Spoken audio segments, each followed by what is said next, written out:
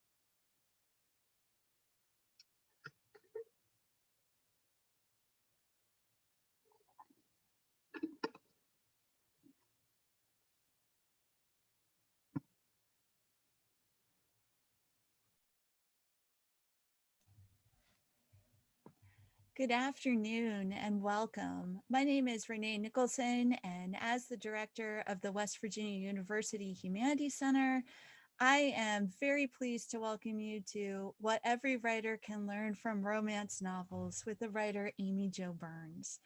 And today's event is co-sponsored by our friends at WVU's Teaching and Learning Commons. And today's event serves as the pre-event for TLC's yearly Celebrate, which you can still sign up to attend with full details at celebrate.wvu.edu. And please note that this year's Celebrate features some humanities events, including a panel at 10:40 a.m. on undergraduate research mentorship in the arts and humanities. And at noon, a discussion of The Line Becomes a River, the 2021-2022 Campus Read Selection. So please come join us. But to start today's event, I have a few housekeeping bits. Today's talk is, of course, being hosted here on the Zoom webinar platform, and and many of you are probably already familiar with Zoom webinar events. But just a few things about today's. The chat function is not enabled for participants. However, we invite and encourage you to ask questions for today's guests using the Q&A function. And at the end of the presentation, as your host, I'll do my best to ask these questions as time allows. Only answered questions will be made public. Today's presentation is being recorded and will be available via the Humanities Center YouTube channel, along with a lot of other interesting and fun content. So today I feel really lucky to introduce the WVU community to the writer Amy Jo Burns. In about a year ago, literary circles were abuzz about her novel Shiner, and with very good reason. Set in West Virginia, Shiner is a lush, haunting, and ultimately redemptive story that twines love and loss with a deep reverence for the lush environment of Appalachia and a poet's ear for language. The novel comes on the heels of Cinderland, a memoir that unpacks the tricky balance of growing up in Mercury, Pennsylvania, where the view of its young people comes out mantra-like. Boys would be boys and girls would be trouble.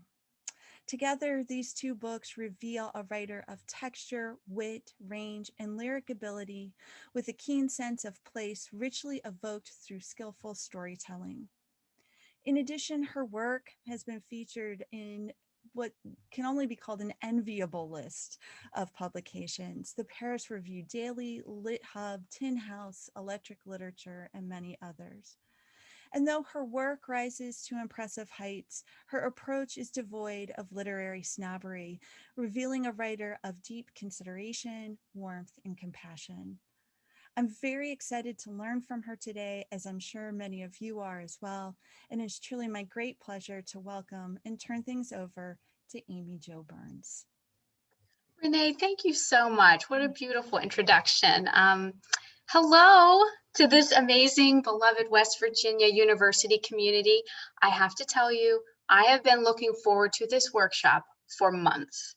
And I'm so grateful to Renee and Mackenzie and the whole department for making this possible. I truly believe in the power of writing and reading as a way toward intimate connection, and we have needed that like never before. And I'm hoping this time will be rejuvenating and inspiring. And most of all, I hope that it's fun. I mean, if there's one thing we all need this year, of course, it's fun. So let's have some, shall we? A little bit about me, in addition to what Renee said. Of course, now I'm the author of 2 books, Cinderland, a memoir, and Shiner was a novel, and it actually just came out in paperback last week.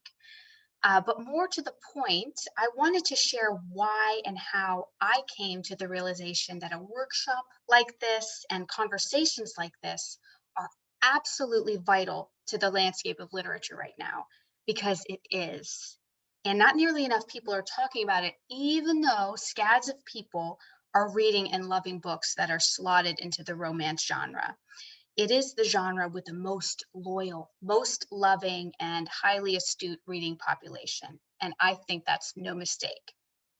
But anyway, let me start at the beginning.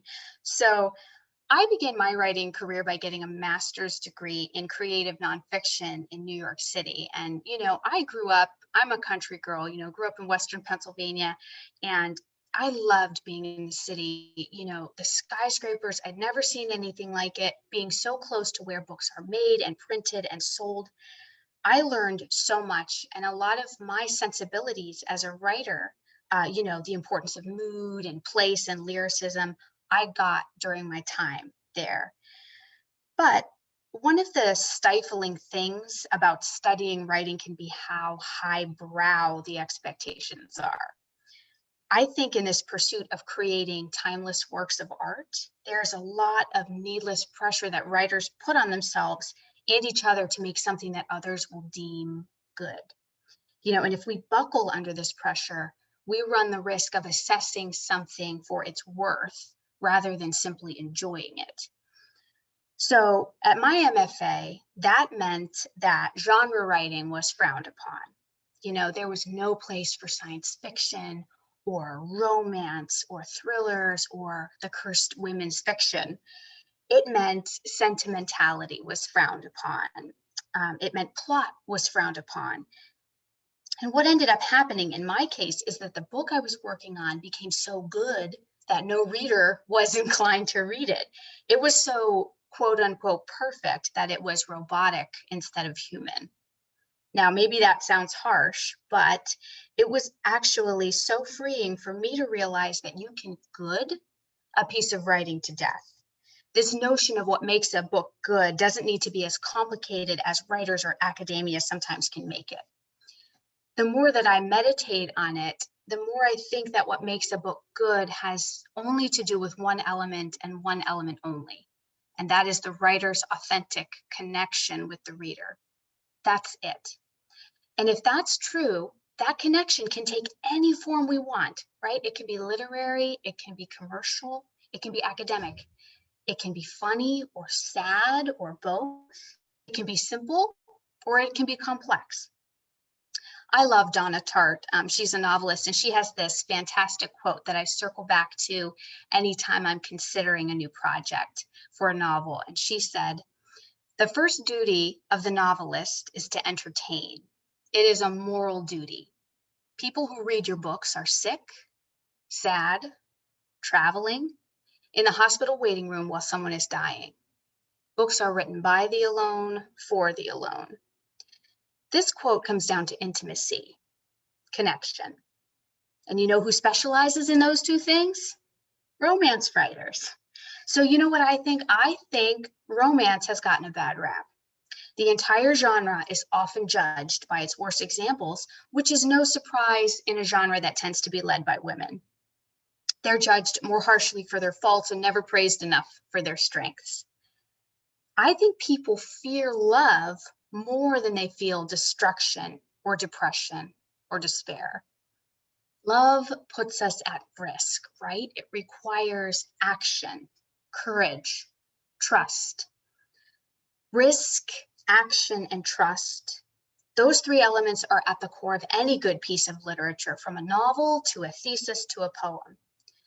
Risk identifies the stakes for the reader, the writer, and the characters. Something I always ask myself at the beginning of a project is, what will happen if I tell this truth? And maybe more importantly, what will happen if I don't? Action is the engine that sees that truth through to fruition. And trust is what allows us to be swept off our feet. You and I both know there is a lot of strength and wisdom to be learned from lessons of love. That's why you're here, right? So let's talk about how and why these writers pull it off, because romance writers make it look so much easier than it is. Now is also a good time for me to admit I am a recent convert to this genre. I started my journey with romance novels quite unexpectedly, maybe 2 years ago. In the before times, we used to be able to browse through our library shelves, right? I miss that so much, but I was browsing at the library one day and I came across this paperback titled The Friend Zone by Abby Jimenez. I can't even remember why I picked it up. I was so used to getting, the capital S serious books. But I'm so happy to report to you, I have been reformed by that way of thinking, because I had such a revolutionary experience reading this funny, sad book. The main character has to completely reorient her life around a certain condition she has that makes it difficult for her to have children. And I swear to you, I have never seen myself more in a character in any book than I did in her. Jimenez had broken this silent rule for me about what women can't write about. And if you had asked me straight up, what can't we write about? I would have said what I always say, nothing. There's nothing we can't write about. But in actuality, I'd never had a writer like this say, yes, lives and stories are built around the things that happen to women's bodies, and that's enough. So when I got to the end of the book, I sobbed, even though it doesn't have a sad ending. I cried because I felt in real time the power of loving witness, which just boiled down to being seen. And I had no idea what I was missing in these books that have, the cute covers and the sassy fonts. There are stories of us in there, and they are monumental. Is this book perfect? No. But we've never once fallen in love with a perfect anything before, right? Have we? If you don't take anything else away from this seminar, please take this. Your work does not have to be perfect for it to be beloved. It only has to be real. I had a very similar experience reading Beach Read by Emily Henry last summer. It was completely euphoric and exactly the kind of experience I would want my own readers to have when they pick up my books. I learned so much from that novel, not because it became a teacher to me, but because it became my friend. So before we dive into the meat of our discussion, I wanted to let you know I've created a list of customized book recommendations I'll share at the end. And I've sent it to Renee so she can email it to you as well. And as she mentioned, we'll have about 15 minutes or so to talk through some questions. So if you've got them, just leave them in the Q&A box. And also I'll pepper book recommendations throughout the lecture too. So what is lesson number 1? Sentimentality is not the same thing as sentiment. I mentioned I was taught in my MFA that sentimentality was a poison to writing. I had this professor there who, anytime somebody wrote about feelings or emotions, she'd strike it through with her red pen and she'd say, delete, delete, delete. It's too sentimental, she'd say. And my fellow students and I, we took her word as gospel, even though there were other instructors there who disagreed with her. So what was the result of that? As I alluded to before, I ended up with this manuscript. It was a thesis, actually, at the end of the 2 years that was exquisite on the line level. The detail, the diction. I can't even tell you how much time I spent thinking about things like, the musicality of the prose and the image patterns. That is all great stuff. But unfortunately, the most prominent trait of that document as a whole was that it was emotionally distant. I was hiding behind my own artistry. I'd stripped out every bit of what had given those pages a heartbeat.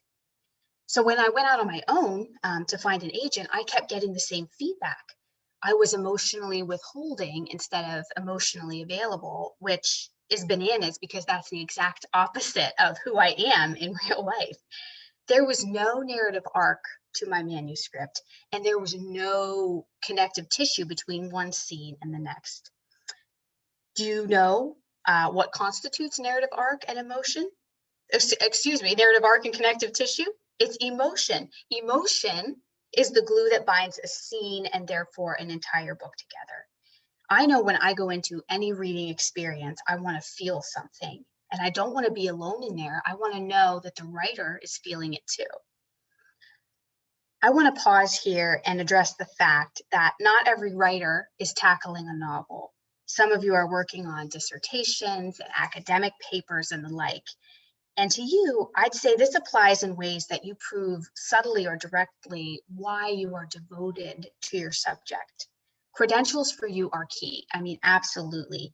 But what snares any reader is the same thing as where the heart of storytelling lies, and that is in a reason to care. So this is what I think my old MFA instructor should have said, or truly, perhaps what she actually meant. She was only reading 20-page chunks of a larger work at a time. So any emotion that's squeezed into such a small space compared to, say, a 300-page novel, it's going to feel unanchored. What she meant was sentimentality is sentiment that hasn't been earned.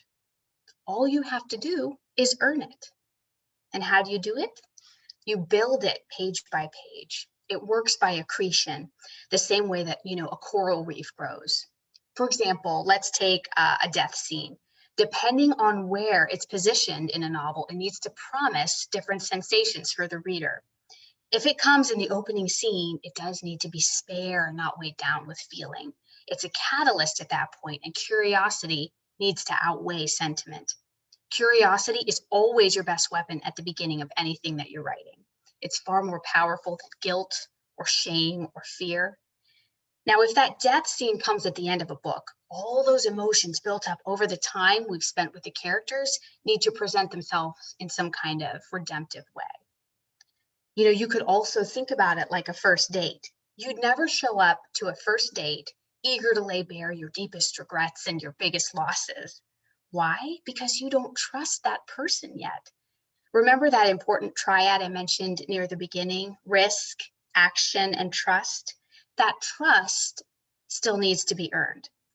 So at the beginning of any book, we have to remember our reader doesn't trust us yet, and we need to give them a reason to. Let's consider a brief example here.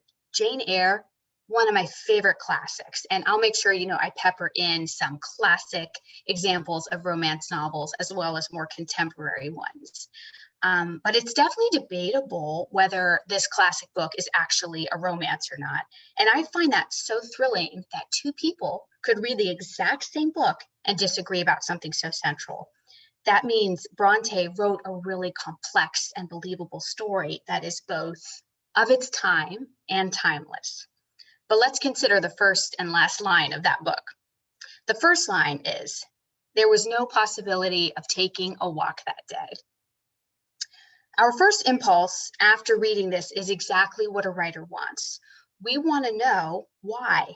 We're curious, swiping right.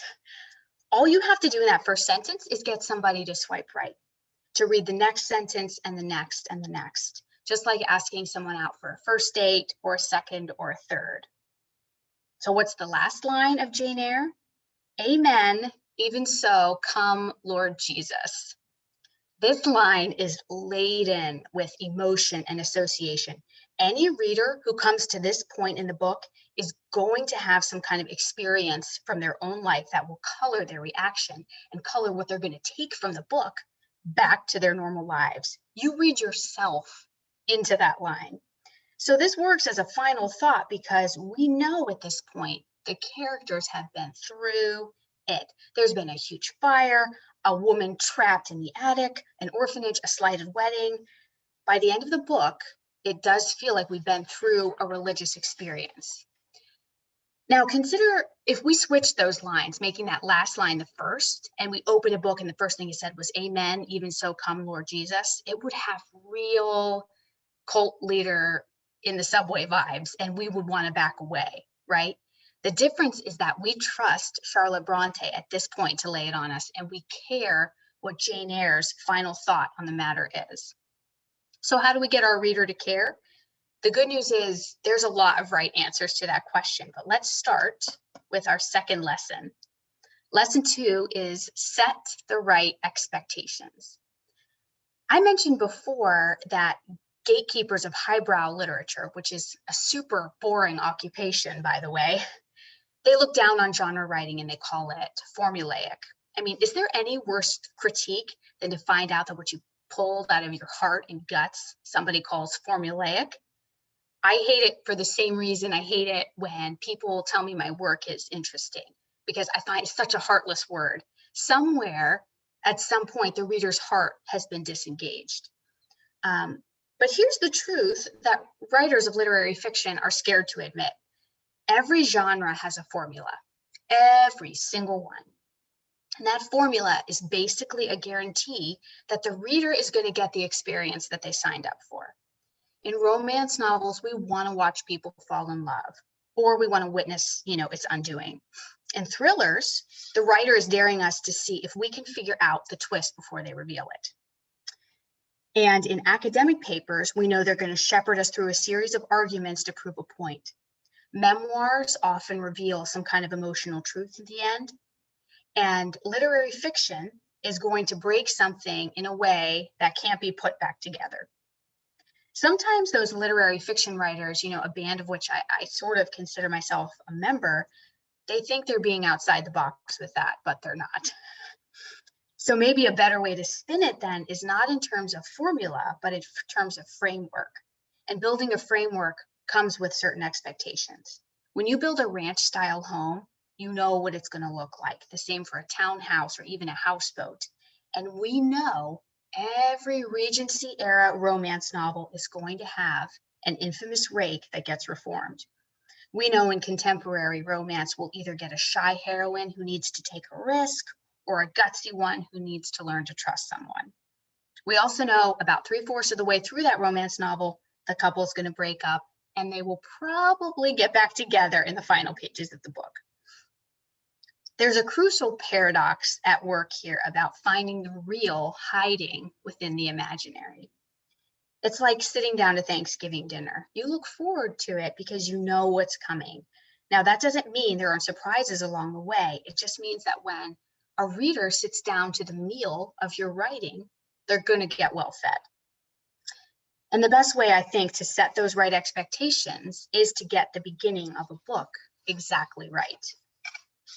Honestly, writing the beginning of anything takes me 3 times as long as the rest of it. But each part of a novel or a book, the beginning, the middle, the end, is a particular beast for sure. So let's tackle them one by one. Lesson number 3, the beginning is about getting something wrong. We all know, generally speaking, what we need the opening of a book or an essay or a paper to do. It should catch the reader's attention, pose a question or a problem, maybe drop us in the middle of some kind of key action. But since we're talking about the romance genre specifically here, let's dive into what this genre does really well at the start of a book that we might apply far and wide.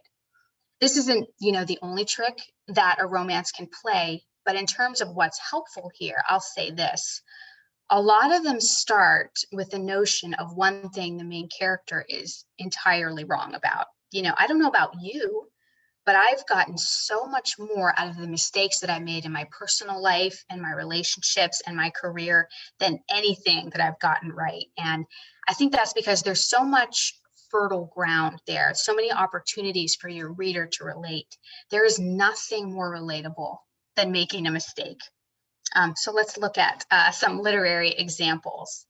Of course, where else could we start but Pride and Prejudice? That famous opening line, It is a truth universally acknowledged that a single man in possession of a good fortune must be in want of a wife.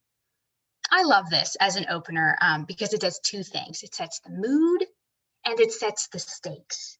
We know it's going to be tongue-in-cheek, and we also know this novel is going to be one that somehow challenges the idea of marriage as an economic transaction. And as a bonus, that opening line works really well in conjunction with the title, Pride and Prejudice, because it hints at the reader to expect some very satisfying ego blasting on the way to love. You know, both Elizabeth and Mr. Darcy are entirely wrong about each other, and it takes the rest of that book for it to play out.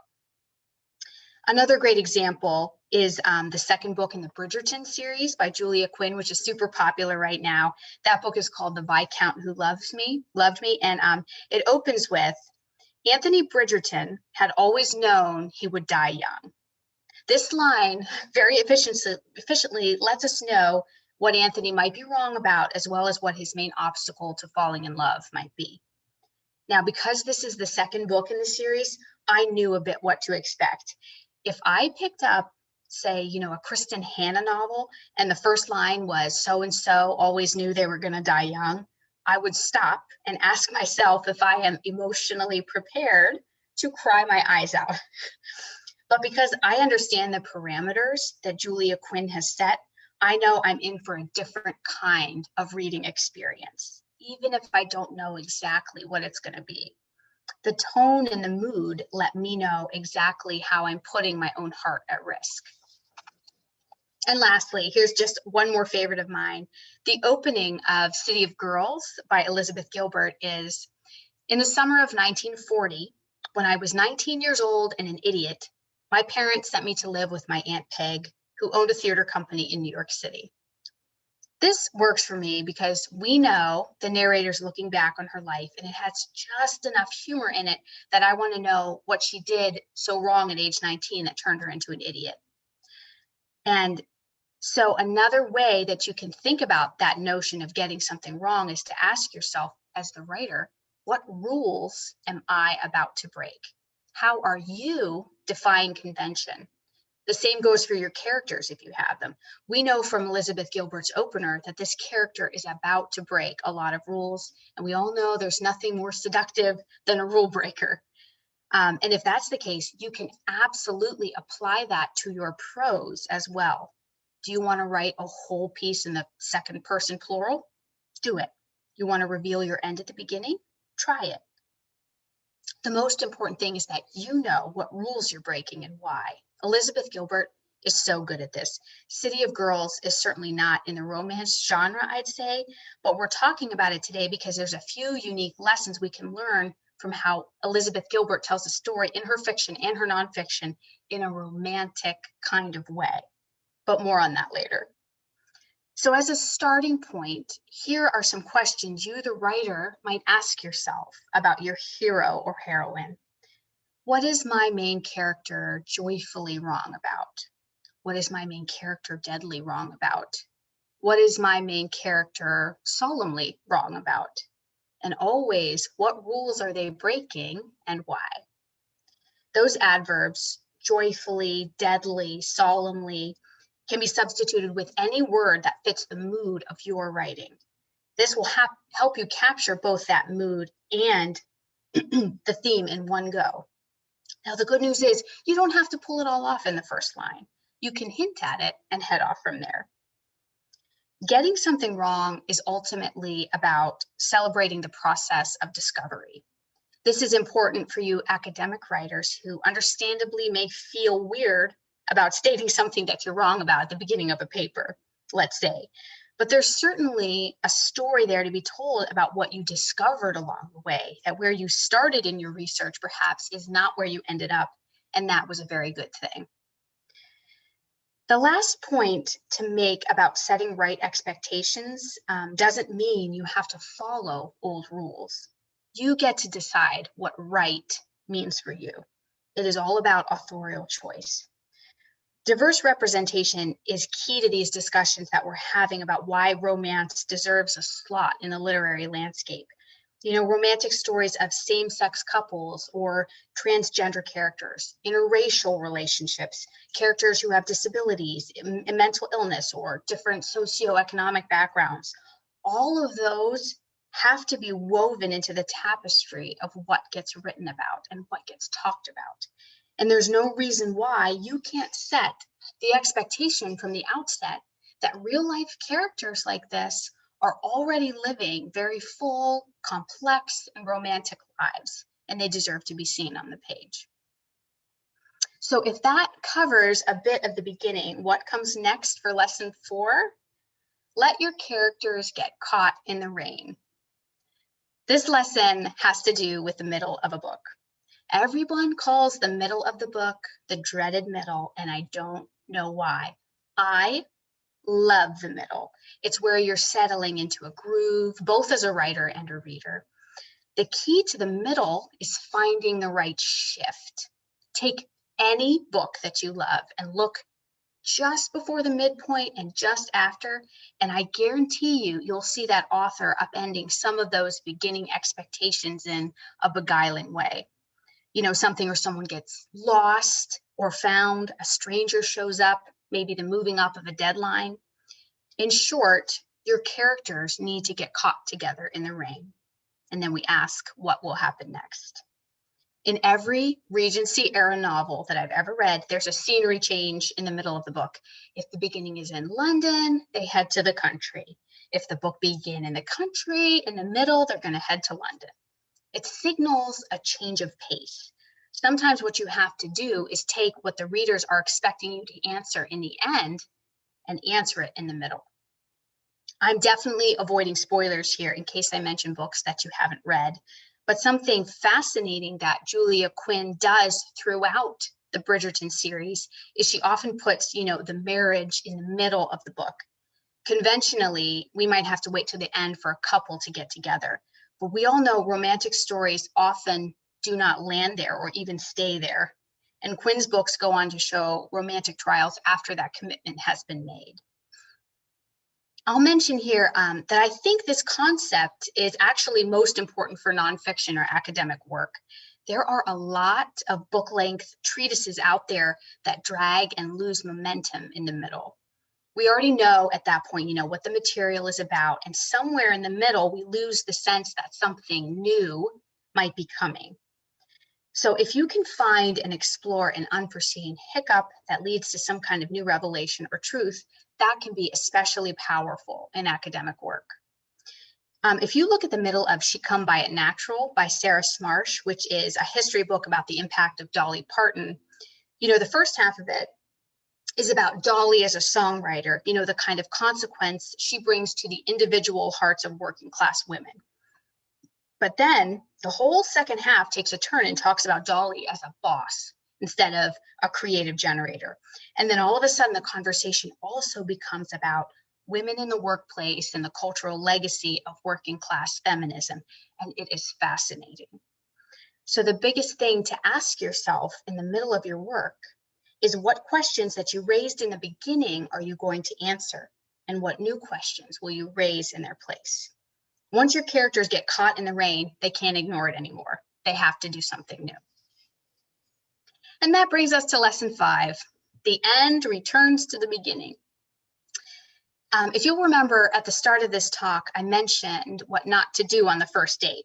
Well, now you can let loose. The end is the moment for that home run of emotion, of lessons learned. You don't need to neatly tie a bow or answer every question. But we need to get the sense of your characters or your nonfiction subject rounding a corner and discovering a new horizon while also still being able to see their journey in the rearview mirror. So let's talk about happy endings for a minute. This is perhaps the biggest criticism from anyone who doesn't enjoy the romance genre, that a happy ending isn't realistic. But here's the truth. Any story can be a happy one, depending on where you end it. And any story can be a sad one, depending on where you end it. I had this great writing teacher who once said, whatever you think the ending is, probably isn't it. So your job as the writer is to end it in the right place. So you want to think back to that question you posed about what your main character was wrong about or the rules they needed to break. And you can ask yourself, how was that addressed in the end?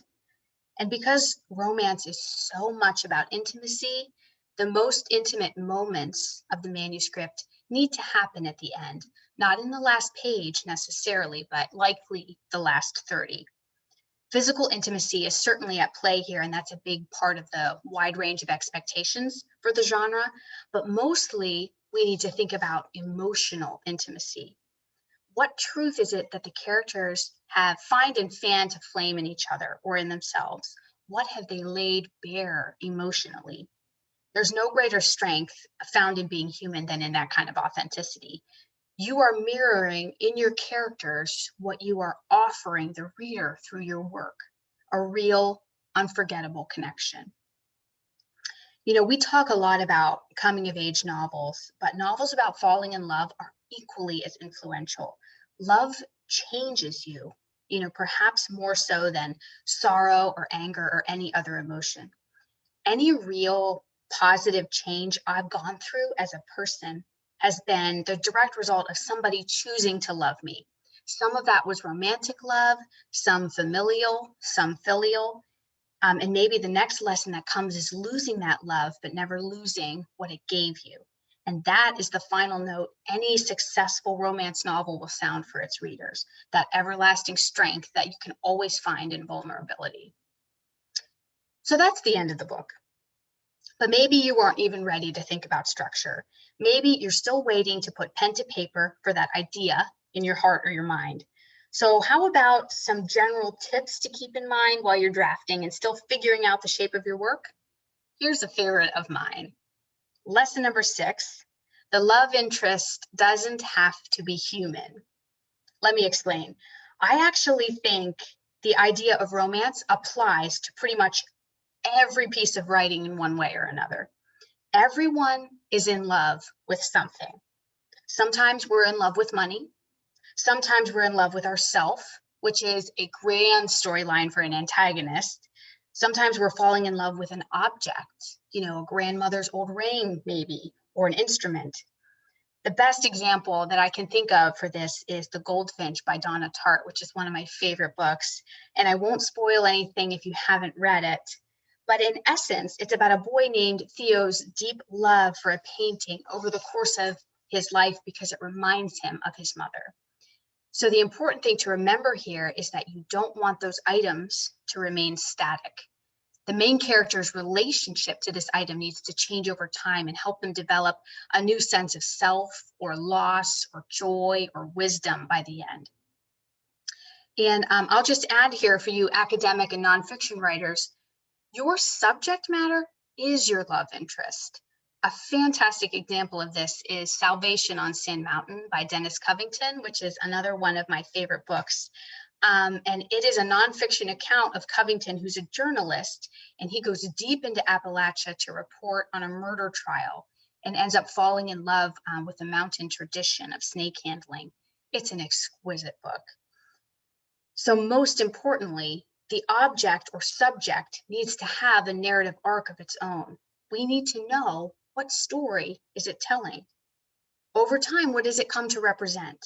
What is it revealing to your main character about herself? This could be a psychological endeavor, such as landing a new career, travel, some kind of artistic expression. The options are endless, and this is where it becomes really fun for the writer. You get to choose something you love if you like. For example, I recently learned to play the mandolin for this book that I'm writing right now, and I am not very good at it, but it has given me so much life. And when I read back those pages of my work in progress, I feel that love there. And if I feel it, my reader is going to feel it too. Another huge factor to consider that's really consequential thematically is the idea of place. Place is one of my favorite things to read and write and discuss. Landscape also has a narrative arc, just the same as humans. So you can always ask yourself, what kind of legend is your landscape spinning? This could be Earth, certainly, but sometimes our most intimate worlds are made up of houses and science labs, department stores, prison cells, basketball courts.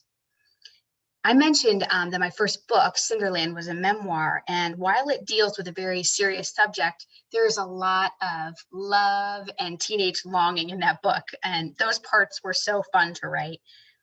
But after I finished the book and I got some distance from it, the most amazing truth occurred to me. I'd written in that book a love story between my hometown and me, and why it didn't work out, why it couldn't work out, and why I had to leave. That place was my first love, and it betrayed me. And so I wrote about how I moved beyond that loss. So not every love story needs to end up with two people finding happiness together. Sometimes the happiness is found in leaving. This is where Elizabeth Gilbert's City of Girls comes into play, though in a different way. You know, that book is full of relationships with both men and women that come and go, and it spans almost half a decade, I think.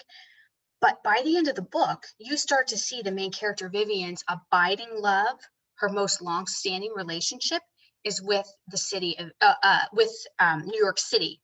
And what's so interesting is that we can go back and remember that opening line. New York City is right in there, and it's so subtle yet so clearly gains momentum by the book's end that you can't miss that satisfying emotional reveal. This is my favorite kind of thing to look for in anything I read, novel and nonfiction alike, the inanimate love story.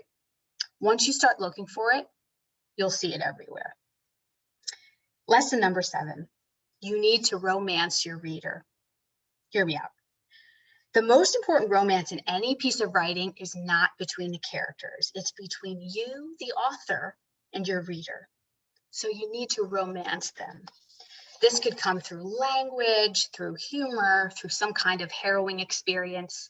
It might help to draw from your own life, you know, the reasons why you fell in love, for better or worse.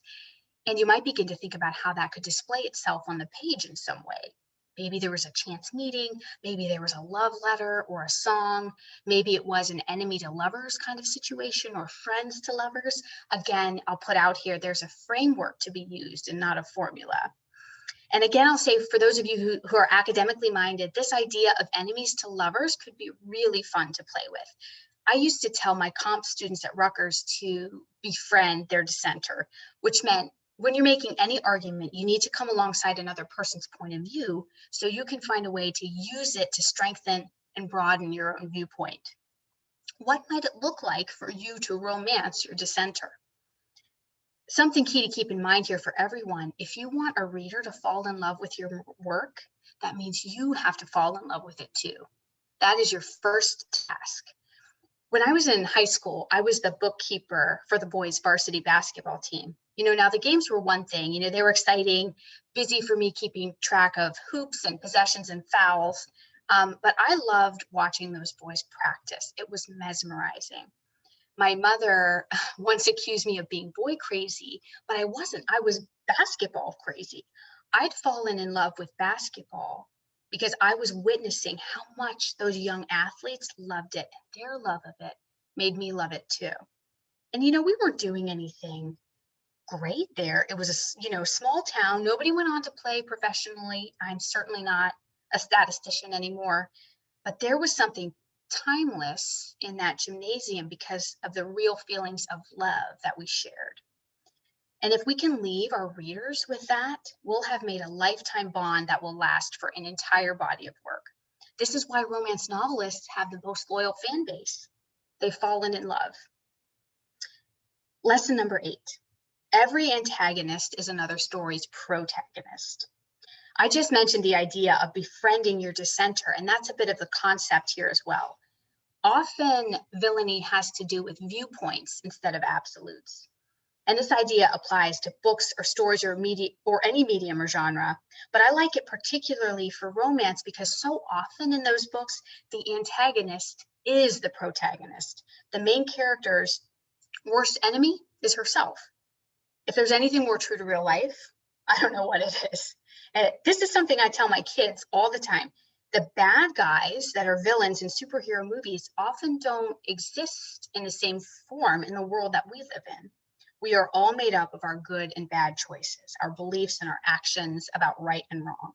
You might think you're being the good guy, while someone else thinks you're being a bad guy. And if you don't believe me, try writing a memoir. But in all seriousness, sometimes an antagonist isn't a villain. He's just someone who believes something that isn't actually correct. You know, like Anthony Bridgerton thinking he's going to die young. He is his own obstacle to happiness. And lesson number 9, never underestimate joy. This is my last tip because I think it's the most important. Never underestimate joy for your characters, yes, but mostly for you. Joy is the most powerful emotion, more than anger or fear or sorrow. This is a direct byproduct of love, which is why romance novels have such staying power. Most of my books tend to address serious subject matter. So whenever I start a new project, I tend to lead with something that I'm grieving or some problem maybe I haven't been able to sort out in my own life. But a project never really firmly takes root for me until I can see what joy it's bringing me. From that moment on, the book comes to life. You know, with my memoir, it was writing the memory of how the boys I grew up with used to sit around the campfire and put bug spray on their hands to light their hands on fire. And it just made me so happy to remember it, that feeling of contentment that I had.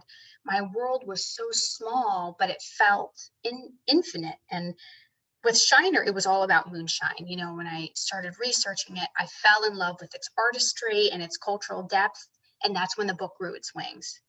And with this book I'm writing now, it's about the mandolin that I mentioned, the history behind it, what it represents in folk music, and the way it sounds.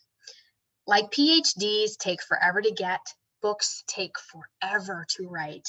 There's no guarantee anyone besides your mom or your bestie is going to read it. So you need to find joy in the process of it, not just the product. And that is how you reach the finish line. As soon as you can pinpoint what it is about your work in progress that gives you joy, you are in it to win it. I promise you, you will make it to the end. And once you give yourself that gift, you'll be able to do it for your characters too. Now, before we open up for our Q&A, I wanted to just give a few personal recommendations as well as a writing thought for you to take forward from here. As I mentioned, romance novels are very fluid and they will fit themselves into any genre. So if you're looking for books with a particular slant, in addition to the ones I've already mentioned, here are some I can recommend. A great thriller is Take Me Apart by Sarah Sliger. Fantastic classic, Rebecca by Daphne du Maurier. A classic reboot is Aisha at Last, which is by Uzma Jalaluddin, which is a remake of Pride and Prejudice. If you want to read about interracial relationships, I loved The Wedding Date by Jasmine Guillory and also The Kiss Quotient by Helen Huang. If you want to read something based on a true story, Becoming Mrs. Lewis by Patty Callahan Henry is fantastic. If family dynasty is your thing, I love Diamond Head by Cecily Long. Historical, anything by Evie Dunmore is fantastic. She does great feminist retellings. Humor in hard circumstances, as I mentioned, Abby Jimenez, The Friend Zone. If you want tenderness, Whiskey and Ribbons by Lisa Cross Smith. And if you want to read something that supports LGBTQ, Kept Animals by Kate Milliken came out last year, one of my favorite books that I read. So a final note before our Q&A for something you can take with you, today, tomorrow, next week, next year. It will always serve you so well to ruminate on the great loves of your life. Maybe it's a person and a career and an heirloom and an instrument. Whatever that feeling gives you, find a way to bring it to whatever task at hand that you're facing. Slogging through emails, presenting research, tackling that first draft, finishing your first book. Whatever it is, that love has sustainable power that will grow every time that you share it. So thank you so much for sharing this time with me. I have loved it. And now on to your questions. Thank you so much, Amy Jo. That was great. We are getting some questions in fast and furious, so I'll start with those. There is a question about getting the list of books, and I have it, and I can make it. I absolutely will make it available to you. So that one was an easy one for me to go ahead and just answer. So one of our questions is, in your experience, is it more publishable to adhere to a standard Aristotelian structure or to break that mold? I think both are true. I really do. I think if you're going to stick with a traditional structure, you've got to find something else that feels a little bit new and a little bit out of the box. And if you're going to break that structure, then you've got to kind of try to fit some normal expectations. Because I think, we all like to write experimental stuff and it feels really fun. And what I have noticed, at least in my experience, this won't be true for everybody, but the more experimental the stuff is, the more it is useful to me and only me. um, and so I think also, though, if you're somebody that is like, I just want to write something that doesn't fit into the mold, the great thing is that right now there are tons of independent presses that love that stuff and they market it so well. So there's a readership for both. I think it kind of depends on, like I said, what gives you the most joy. Yeah, I love all of your talk of joy. We need it. We need it so really bad. do. It's just so such a nice change of pace to talk about all the joy. So, which gets to this next question. What is some advice that you might have for finding joy in your current work in progress so that sitting down to write it does not feel so daunting? Yes. Oh gosh. And let me tell you, I am the queen of feeling daunted. So this is what I do. I cannot handle opening a blank Word document and just having that white screen just stare at me. So this is what I do. I have a certain kind of notebook that I love that makes me feel good to hold it, right? And I have a pen that I like to write with. And so my first drafts are always done by hand because for me personally, that feels less intimidating, right? Not everybody's like that. I think plenty of people are like, I just want to just put my first draft, dump it on the computer. That totally works too. I like the feeling of having it because it sort of reminds me of, my youth and it's raining outside and you're like writing in your journal. So maybe there's a bit of nostalgia. The other thing I would say that is a tried and true thing for me, a playlist of, with my memoir, I made a playlist of like all the songs I listened to, like when I was in high school. And there was something about that that just made me so happy. And so for every book that I've written, I have a different kind of playlist. And my only criteria for what goes in there is what makes me feel good. That's it. Because sometimes it's like you kind of need to coax that inner artist, especially at the beginning. Because once you get momentum, I think it's a little bit easier. So I think making a playlist of songs is like the way to go. That's interesting about writing by hand because I'm also a notebook to pen writer, and there's something about that tactile feeling. So Yes. you're saying that, and I'm nodding here, Yeah. over and over.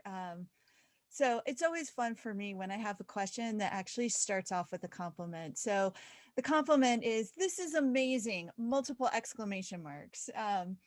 And the question is, can you talk more about how emotion binds a scene and narrative arc together?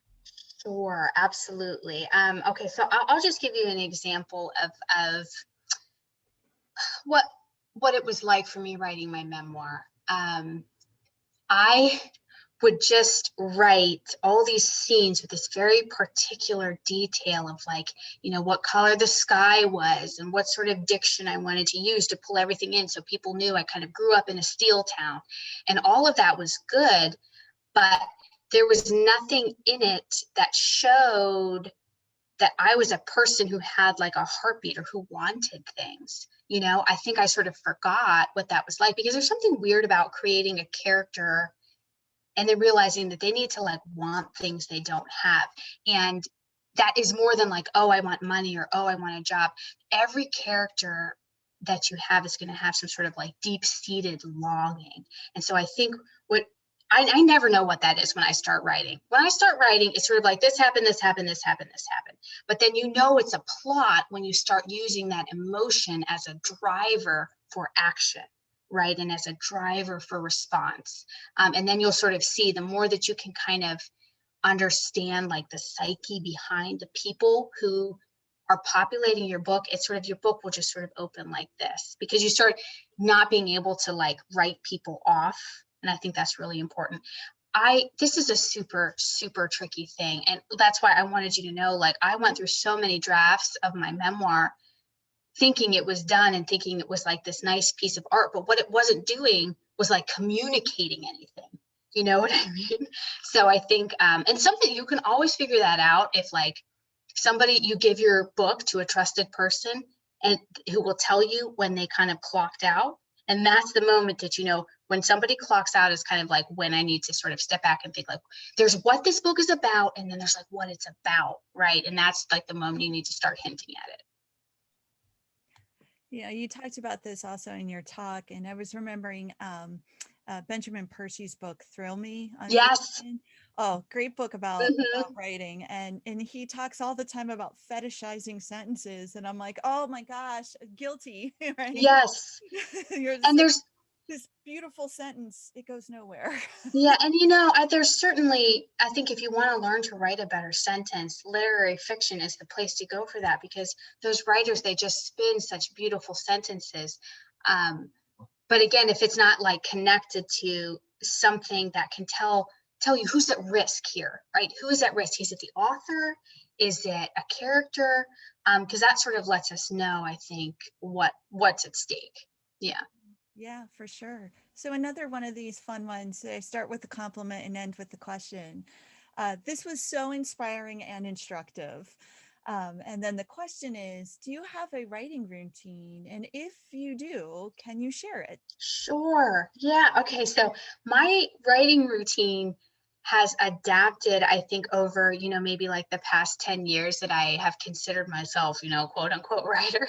Um, Truthfully, before I had kids, I could center my day around getting up in the morning, having my coffee, listening to my playlist, getting, you know, and I will say, if any of you are writing nonfiction or memoir that is, you know, difficult emotionally, something I did was I would sort of work for a few hours in the morning, and then I would promise myself something fun in the afternoon, like watching 30 Rock or a bath or something like that. So if you're tackling difficult material, I think that's a great loose regimen to follow. But now, you know, I've got two little ones, and, you know, nobody's like had childcare in the past year. So what I have been doing is getting up early in the morning, you know, maybe like 5:40. And the truth is I get maybe 40 minutes before my kids get up. But I think what that helps me do is it helps like my first thought of the day is hopefully a creative thought, right? And then instead of somebody being like, you know, I need cereal, I need, you know, so I'll just get a little bit in the morning, and then in the day, when it's nap time, I'll get maybe an hour and a half. And that's if I'm able to like think straight. So please know, I think we have to honor our seasons of life, and we are all in really difficult seasons right now. So sometimes it might be, look, I'm gonna, you know, 1 weekend a month or 1 weekend a quarter, I'm gonna book, you know, clear my schedule and sit down and just bang some things out. I think that's a great way to work. Or maybe if you are able to get up in the morning, if that's your thing, that has worked really well for me. I don't think that's the right move for people, everybody, you know. So I have sort of found a writing routine based on what my life is and needs, because I think, you know, art supports life. Life doesn't support art, if that makes sense. Life is important. It's that thing that I think makes the art worthwhile. So it is in constant flux for me. And some seasons are like, you know, for right now, summer starting, I'm probably not going to get that much work done. But I know in September, things will be like a little bit more regular, hopefully. So I don't know if that's helpful, but I hope it's encouraging for anybody who just feels like, where am I even going to find the brain space? You know, and it will come, it will at some point. So I'm going to combine a couple here because they're kind of on the same thing. And these are questions around publishing. Mhm. And the general question is, what advice do you have for getting that first book published? And with that is thoughts on books versus audiobooks and why some pieces are engaging in one format but not the other. Oh, yeah. Okay, so advice for getting a first book published. The best thing that you can do, I mean, this maybe sounds simplistic, but is to get the best manuscript that you can. So if you have a writing community of people that you can trade pages with, that is a great way to just understand how your work is hitting. If you were starting to write a book, sharing a chapter at a time or something like that is useful. I think when you are ready to be like, I want this to be a book, you need to find some people who will read the book as a whole, because that is really how you're going to know if what you're writing is working as a book or if it's just a collection of pages.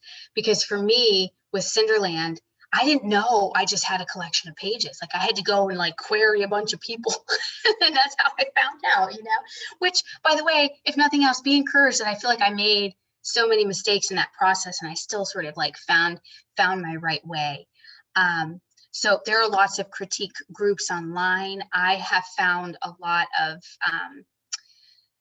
I've gotten a lot of use out of like social media, following a lot of agents and editors. A lot of them are very free with their advice or about, what they're looking for.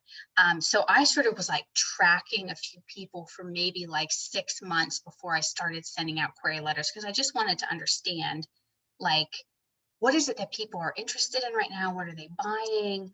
And then what happens is you send it out, and if you get responses, you put your toe in the water, and that's kind of the only way you're going to know is if you try, so you can sort of do it little by little and see what kind of responses you get. In terms of audiobook and paperback, I think I'll be honest, I'm not a huge audiobook fan because I feel like it gives the control of my imagination too much to somebody else. Like I like to think what the character sounds like and everything, but I mean, talk about making books accessible for people who don't want to read or can't read. And so I would say, I think having your book be able to exist in two different realms is a gift and a miracle. I mean, I'm thinking of one of my favorite books I read a few years ago is Daisy Jones and the Six. It's by Taylor Jenkins Reid, and it's this oral history, and you read it in paperback and you have this one experience, but then you listen to it and you have all these other voices, and it's like you get the experience of reading it again for the first time. So I think it's a really cool thing that there's like two sort of realms your book can exist. For sure, with the accessibility, of audiobooks, I've been grateful to, to that, and some of the other things like large print of, all Yes. the innovations that have happened for sure. Yeah. So we're a little over time, but I'd like to at least hit one more. We have a lot of Sure. really great questions in the Q&A. And guys, next time I bring Amy Jo in, we will have more time for Q&A so that people don't schedule their next meeting right after. But Sure. I would love that, yeah, everyone. this Thank has you. been just delightful. It's so delightful to hear another writer talk. Feel like some of the things that happen in my world aren't like weird or Yeah. just have my mind blown with ideas that I hadn't even thought of. So, but this last question I think is one that you could really, speak to, and it's about MFA programs. And the question is, you talked a bit about your experience in an MFA program. What are some of the most helpful things that you learned in your program, and would you recommend an MFA for aspiring writers? Um, so, I mean, would I recommend it? I mean, this is not a cop-out answer, I promise you, but I think it depends. What I would recommend is that you not go into serious debt to get your MFA, because a lot of these programs, I mean, my goodness, they are charging 20, 30, $40,000 a year. And there's no guarantee at the end of it that you're going to have a book that's publishable. I mean, you might, or that there'll be any jobs. And if there is a job, they're often not super high paying. That being said, I loved my MFA because I feel like I learned how to read, like how to study a text. And so it would teach me things that I wanted to try as a writer. I will say, I think probably the most important thing I got from my MFA was learning the kind of person that I want to be in the literary community, because there's so much time that, exists in between books and projects. And there's so much that we can add and give to the literary world just by who we are and who we support, and what voices we try to amplify. So I think that I left the MFA with a lot of lessons of like how I would like to just be as a person. Um, so I think, if you get into an MFA and you're super excited for it, I say go for it. But also, an MFA, does not make a writer. There's so many good classes, whatever, online. And even now that things are on Zoom, if you have a writer with a book that you loved, you can just Google them and see, a bunch of their virtual events that they've done. I've done that so much in the past year, and that is like a craft talk. It's like a lesson, and it's free. So I don't think anybody needs that badge. I don't even think necessarily agents look for that. I think the most important thing is the writing. So the good news is, if you're not able to do that, there's a lot of other avenues that you can explore to kind of get that experience, or even find a writing group. Yeah. I think that's a really good advice, both pro and con. I will say our MFA here at WVU, if I'm not mistaken, is all fully funded. Ooh, So ooh, yeah, you get one of those yes. fully funded gigs, like, for sure. Yeah. And that happens. That absolutely happens. And they can become a great way to, find a community and that sort of thing. But if you were somebody that's like, I don't know anybody, like, how do I insert myself? You can do what I did, which is just, I didn't know anybody. I just sent out a bunch of letters, and eventually someone started writing back. Exactly. Well, on behalf of the Humanities Center, I'd just like to thank you, Amy Jo, for this wonderful workshop and this wonderful discussion. Like I said, we could be here another half hour with all the great questions that we didn't get to do today. But thank you so much. I want to remind everybody to please join us tomorrow for WVU's annual Celebrate.